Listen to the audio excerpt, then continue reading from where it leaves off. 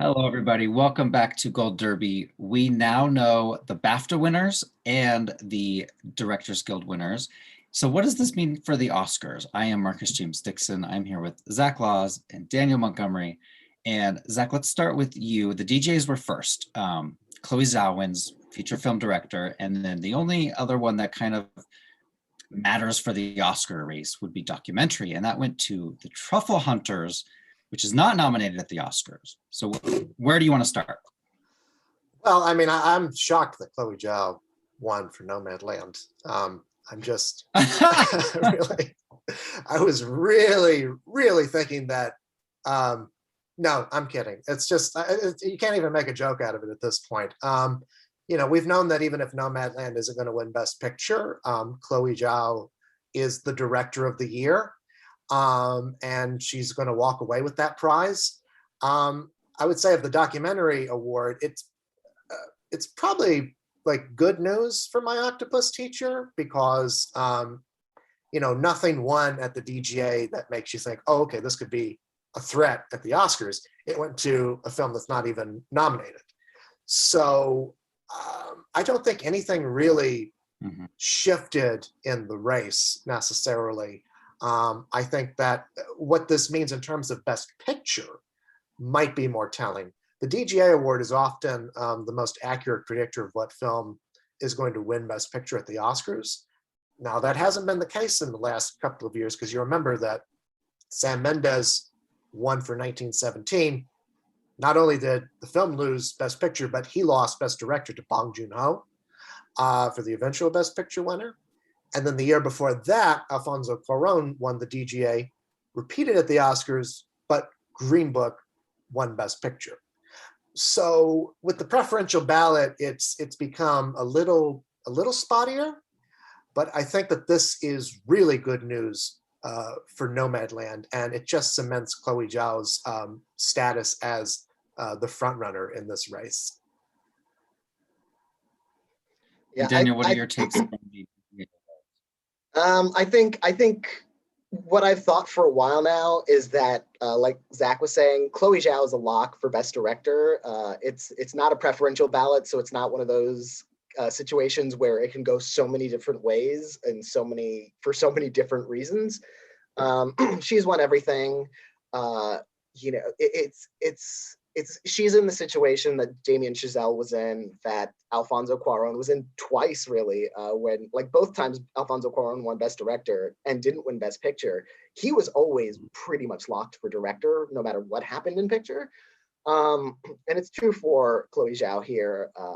It's just not gonna, nothing's gonna, like, she's won everything. She has the narrative. The film has been winning Best Picture everywhere.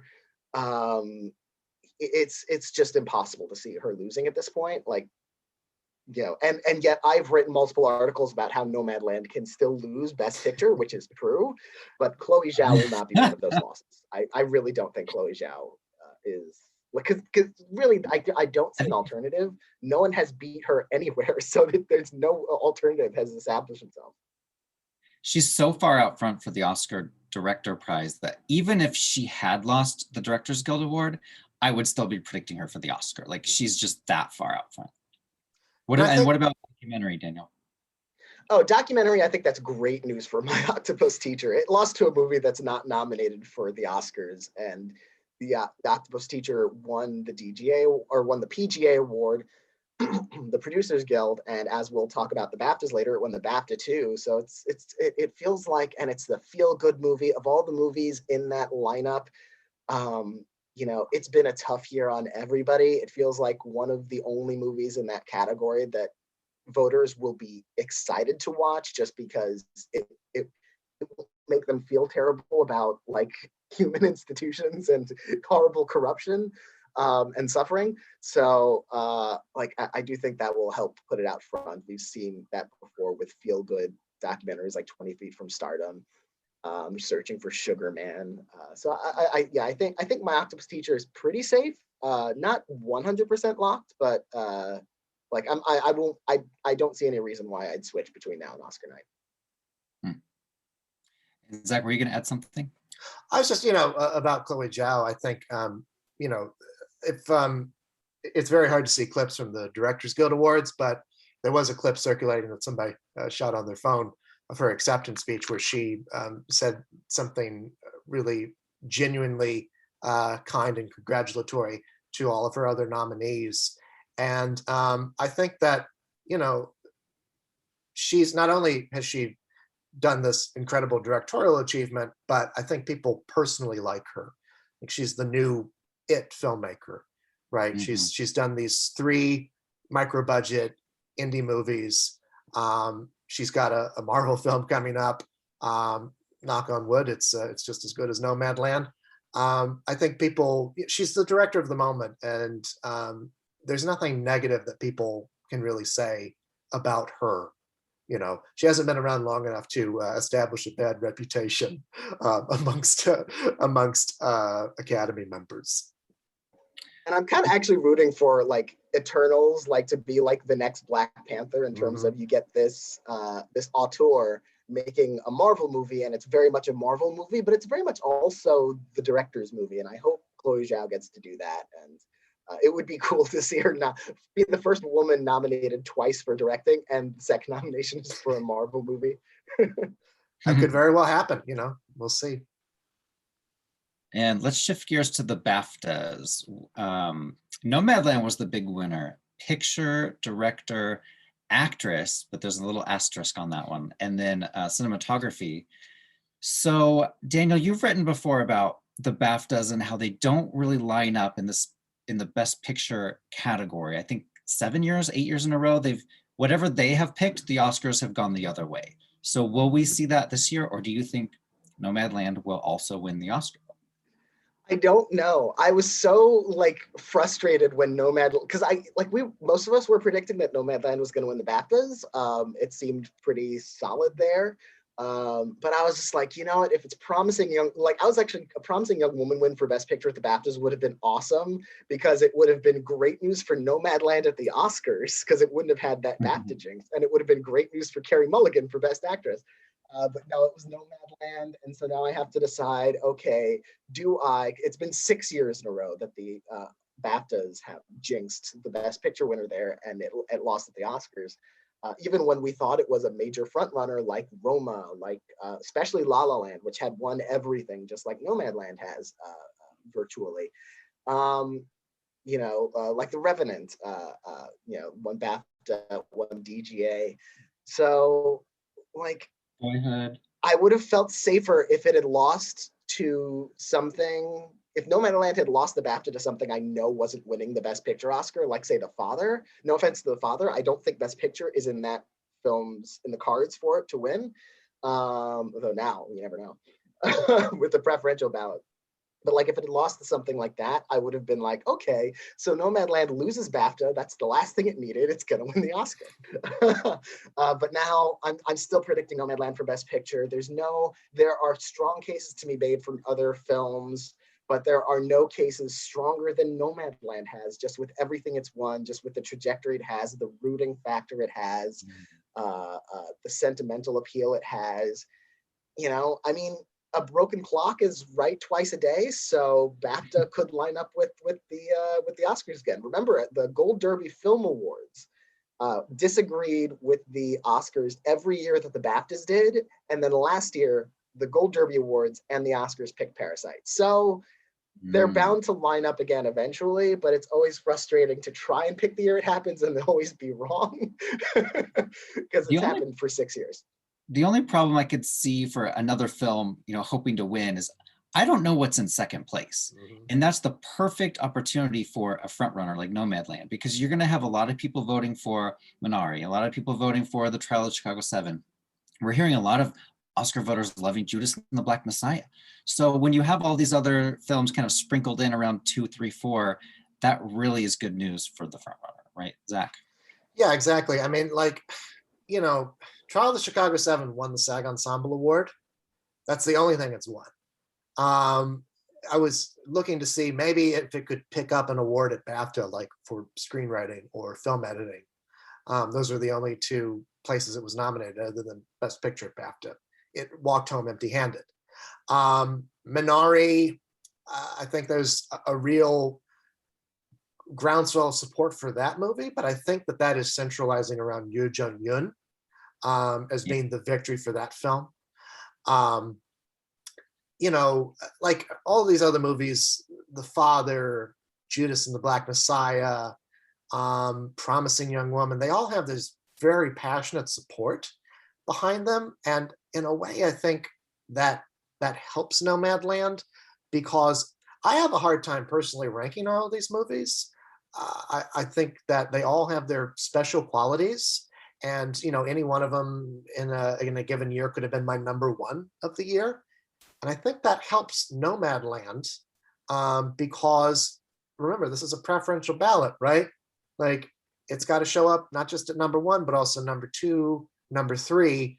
If you have a scenario by which, and I think Nomadland could win in either scenario. It could either win by getting the most number one votes, or it could also win on that second or third ballot when you know, all of these different films are getting taken out for not meeting the threshold of number one votes that you need to proceed to the next round.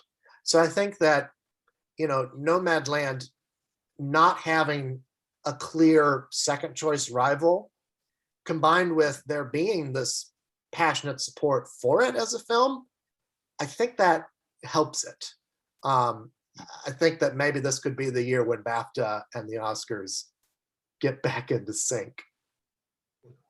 I'm not so sure that the preferential. I think that would help on a plurality. We've seen that happen often, like a soft front runner, but there's no clear single alternative, and so all of them get a few votes, and the front runner still wins. In this case, like having a lot of people go a lot of different ways on the preferential ballot, I think that's just an invitation for even more chaos. Like you could, like Nomadland, I think would almost definitely have the most number one votes in the first round. But then, you know, what happens in rounds 2, 3, and 4? Like, is there a lot of people who said, you know, like, let's say Sound of Metal was in 4th place after the first round with number one votes. And then, but like a lot of people liked it. So maybe it's number 2 on a lot of ballots, and then it starts to move up, and then it starts to move up, and then suddenly Oscar winning Best Picture, Sound of Metal. So I think the preferential ballot and the fact that it's such a kind of divided field of challengers to Nomadland, like it's kind of no man's land. It's just chaos. We've seen chaos all season, so I'm fully prepared for chaos at the end of Oscar night. But again, I'm still predicting Nomadland, but I'm gearing up for basically any Best Picture winner from that list, except probably Mank. Yeah. I think you said on social media that your favorite movie of the year was Nomadland, right? So you're gonna have a good night. Yeah, probably. But it's also why I'm kind of girding myself, because my favorite movie of last year was Parasite, and it won Best Picture. Wow. And I don't get my way at the Oscars that often. Like, I don't think I've ever got. I don't think my personal number one movie of the year has won Best Picture twice in a row. Like, it usually happens every few years, like $1 Million Baby, and then A No Country for Old Men, and you know. But then, like Moonlight happened, and then Parasite happened. And it's like, ooh, the Oscars are for me all of a sudden, and you know. So I'm trying to prepare myself for a Green Book night, as opposed to another Parasite night. Well, let's move on to the acting races. I don't know how much time we want to spend on the supportings, because they seem to be, you know, after SAG gave it to Daniel Kaluuya and Yuh-jung, and then BAFTA did a week later. Daniel Kaluuya obviously has won everything. And do you guys want to talk about that real fast before we move on to the leads? I mean, sure. I mean, I think, like, you know, Daniel Kaluuya, I think, has got this all sewn up. I don't know who in the world would beat him. Honestly, his biggest competition might actually be his co-star, Lakeith Stanfield, just because of how much support Judas seems to be getting right now. But I don't think that's going to affect him. I don't think this is going to be a vote split situation. I think Yuh-jung, you know, I had been kind of doubtful about her chances of winning. She would be my personal pick. Minari was my favorite movie of the year. And ooh, me too. Yeah, I loved her performance in it, but I was always just a little hesitant to like put my heart, I like, am I voting with my heart if I predict her? But I think that after winning SAG, after winning BAFTA, and I mean, she gave like these incredible acceptance speeches that just moved everybody, made people laugh, really made people root for her, including, the people who are competing against her in her own category. Like Glenn Close was the happiest person to see Yuh-jung win the SAG award. I think that she's just engendered all of this goodwill, and that's going to She makes cement. fun of British people by calling them snobbish, Yeah. and she ends up getting more press and praise because of it. She's genius. Yeah. So I think, I don't know, Daniel, if you think that there's any chance that these folks can lose, but I'm open to arguments. I don't think Daniel Kaluuya can. I probably can't lose. Like the Lakeith Stanfield of it all is so weird. Again, like the two lead actors of this movie, like neither of them is a lead actor according to the Academy. It's very weird. Lakeith Stanfield has not been nominated anywhere else, so we've never seen a similar situation where Kaluuya has had to beat a co-star. Despite that, I don't see vote splitting being a problem just because he's so far out front. He has won everything. Lakeith Stanfield's nomination might even help Kaluuya in the sense that if voters love the movie that much, even if they split votes, Kaluuya will probably still win. It's the showier performance. He's been nominated before. He was nominated for Get Out, and a lot of times we'll see an actor break through on one role, and the Oscars will get you on the next one. And this is his next one. And yeah, he just hasn't lost anything. So I think he's pretty safe. Yuh-jung I don't think is quite as safe. I think the fact that she's won these two back-to-back industry awards, the two industry prizes, like she wasn't nominated for the Globes, but they don't vote for Oscars. She didn't win Critics' Choice, but they don't have any overlap with the Oscars. But SAG, BAFTA, they said Yuh-jung, Best Supporting Actress. The reaction to both wins was incredibly warm, incredibly supportive. And just the rooting factor that she earned from that acceptance speech, it felt very Parasite-like, just like in one person, like a person everyone, if these had been televised awards with like people in person at venues, she would have been the one we would have been seeing a couple of standing ovations for as she goes up on stage to get her Oscar or to get her SAG and BAFTA awards. But at the Oscars, there's still the Glenn Close of it all. There was no real incentive to give Glenn Close any of these previous awards because she had won most or all of them before, once or another, most of them for The Wife. And so like, there's no like, we got to get Glenn Close an award now. But at the Oscars, there is that factor. And I can see enough voters still being like, you know what, we love Glenn Close. We don't love Hillbilly Elegy, but like it's eighth. It's she's in her 70s. She hopefully has another couple of decades of work in her, and assuming she wants to work, like don't want to run her into the ground, but like great work capable of in the future. But it's like, let's just get this out of the way now because she should have an Oscar. Let's give it to her already. That's the only scenario I can see of an alternative to Yuh-jung at this point. Bakalova, I feel like she didn't win either of the industry awards, and that's telling that maybe that's not going to be their thing. Olivia Colman won 2 years ago for the Favorite. Amanda Seyfried has really fallen in terms of the other nominations and awards for Mank. So I think it's really those two. I just want to say about Glenn Close. I mean, she already has a new movie that's scheduled for release in 2021. This movie called Swan Song, where she's acting opposite. Oh, Mahershala that's a dangerous Ali. title. I know.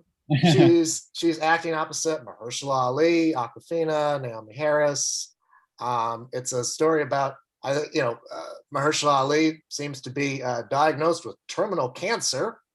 I believe that I guess Glenn. I don't know what Glenn Close's role in this is, but I could see not to get too far ahead of ourselves right now, but I think that if Close doesn't win for this, they're just going to keep nominating her until she does. at this point, Mhm. and she has And I said, think she's gonna keep at this yeah, point. She's so close. Like I feel like, like she's gonna make until one is just good enough. Like yeah, just good enough. and It she's doesn't sort of, even need to be that good. yeah, and she's sort of like in the position that Willem Dafoe is in right now, where he got these two big nominations in a row, and now like every time he makes a movie, he's in the conversation, and part of that is because people are just giving him better roles now, because they're like, oh, like Willem Dafoe should have an Oscar, right? And so I think that there's still room for her to win, and I think that people might just you know there's a love for Minari, there's a love for Yuh-jung. I think that this is just going to be the award that the film wins. And like, good for her too, like to come out of basically, she's been working for a long time in Korea, but American audiences are not really familiar with her at all. And now she's going to very possibly win an Academy Award. It's a wonderful story. I mentioned earlier there was an asterisk next to Frances's win for Best Actress, not because she doesn't deserve it, but because her three main Oscar rivals were not nominated: Andra Day, Viola Davis, Carrie Mulligan. So what does Frances's win mean for the Oscar? I know a few people are switching to Frances at the Oscar, I guess thinking she may just ride the Nomadland wave to the winner's circle for the third time. I have Carrie Mulligan winning, and I've been really struggling with this, but I'm settling on her because I'm seeing a lot of votes, a lot of favoritism for Andra Day and a lot for Viola Davis. I'm wondering if they may split the vote in some way and propel Carrie up to the front of the pack. And also, Promising Young Woman has been a favorite throughout the entire season. And what's it going to win? Maybe original screenplay, and that's it. So I'm thinking it's going to win that and actress. Who wants to go first? Daniel? Yeah, I've got I've got Mulligan to win. Not confidently, but like I sort of discount BAFTA, and like I Frances McDormand, the deserving Best Actress winner. But again, she won after a jury decided not to nominate Carrie Mulligan, not to nominate Viola Davis. I don't think Andra Day was even on the short list. She wasn't. So, it's hard for me to take BAFTA as a significant, factor here. I think it's Carrie. Just because she would have won BAFTA under normal circumstances without the jury. The film won Best British Film. The film won Best Original Screenplay. So it felt like probably the second choice for Best Picture. So I think it's Carrie. But again, Viola won SAG. It could be Viola. Andra Day, like we haven't seen her in competition very much, but it could be her too. Especially because we haven't seen her up against as many of these actresses head to head. So, but yeah, I'm sticking with Mulligan. Like all the factors, I feel like she has slightly better ones and slightly fewer negatives. Zach? I mean, yeah, I've been trying to go back and forth on this so often. Like, I think I've had all four of those actresses predicted to win at some point within maybe the last week. So, like, they all have their different pros and then they all have their different cons. Each one of them has won one of the major industry precursors. Andra Day and Carrie Mulligan would seem to be at a disadvantage to Viola Davis and Frances McDormand because Frances and Viola won awards that are voted on by actual Academy members, whereas Carrie and Andra won awards that are not. Yeah, at the same time, Frances has just won. She is in the Best Picture frontrunner. I could so easily see Nomadland on Oscar night going picture, director, actress, cinematography. And those are its four wins, right? And she could also be helped by the fact that people are probably watching her movie more than any of the others, right? Certainly more than United States versus Billie Holiday, where Andra is the only nominee for that film. I mean, that film couldn't even get nominated for costumes or makeup or sound, and the song couldn't even get shortlisted. It's amazing to me that movie in a year that was so bereft of big tech contenders could not manage to squeeze out more bids. Viola's movie, was expected to get a Best Picture nomination and a Best Screenplay nomination. It did not. It makes me wonder if they've actually seen it. It's possible that SAG went for her because SAG loves Viola Davis. I don't know how many SAG awards she's won. It's at least like she has 6. 6. Yes, that's what I thought it was, but I didn't want to. And she has won 5 times out of her 6 individual nominations. Yeah, so she has 5 individual, 1 ensemble. Both film and television. I mean, like that's, you can write it off as that. Right now, I'm going with Carrie Mulligan because I do think that she would have won BAFTA if she was nominated.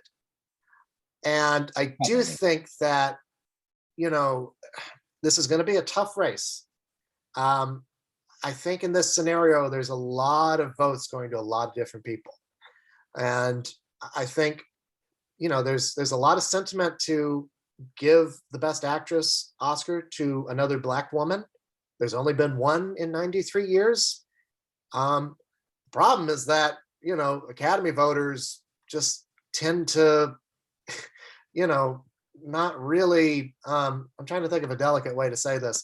It's like they're lumping Viola and Andra Day together and saying, it doesn't matter which one you give it to, just give it to one of them and we can feel like we've accomplished something good. You know what I mean? And that's completely the wrong attitude to have. But and the fact that they both play, jazz singers, very famous jazz singers from yesteryear, and they have a similar level of difficulty, although Andra actually sings her own songs and Viola doesn't. But we're running out of time. Should we shift to Best Actor real fast? Oh yeah, let's talk about that. You have been saying for weeks now that Anthony Hopkins could win the Oscar. So certainly when Anthony upset Chadwick Boseman at BAFTA, I'm sure you were very, very happy. Yeah, well, I mean, I had been predicting him to win BAFTA, so I wasn't surprised. Although I was a little nervous when Ma Rainey's won all of those tech BAFTAs. But, I do think that there is the possibility that Anthony Hopkins can win the Oscar. I've been saying this ever since the nominations came out because The Father drastically overperformed, whereas Ma Rainey's underperformed. Like there is a lot of emotional support for Chadwick Boseman. But I do believe that, like when we're hearing from these secret Oscar ballots right now, and they're all saying like, boy, I really love Anthony Hopkins's performance. He's the one that I would vote for. I know Chadwick's going to win, but I mean, I really think that people are underestimating how close a race this is. And so I'm predicting Anthony Hopkins right now. I reserve the right to change my mind. I was going to say, you're going to keep it. I'm keeping it for right now, as of today. I'm also predicting The Father will win Best Adapted Screenplay. Because me too. Yeah, I think it's got to win something. But that's what I'm sticking with right now. And Daniel, you get the last thought here on Best Actor. Yeah, I think it'll still be Chadwick, but yeah, it is closer than people think. I'm writing an article, like sort of like I do these thought experiments where I try and make the case for something. It's like, I think this is possible. Let me kind of dig into this. It's like we talked about Best Picture and Best at the Oscars and BAFTAs disagreeing for the last 6 years. They've agreed on Best Actor every year for the last 6 years, including American winners at the BAFTAs like Leonardo DiCaprio and Casey Affleck. That was another close year where Denzel Washington won SAG. Last year, Joaquin Phoenix for Joker. So it's not a done deal. And, there hasn't been a Best Actor winner at the Oscars without a corresponding Best Picture winner since Jeff Bridges for Crazy Heart. But again, that's good news for Chadwick Boseman because Jeff Bridges lost the BAFTA too. So like it's still, it's, and of course, Jeff Bridges had the overdue narrative and Chadwick Boseman has the fact that this is the only chance ever to give him an Oscar. So like they're similar in that way.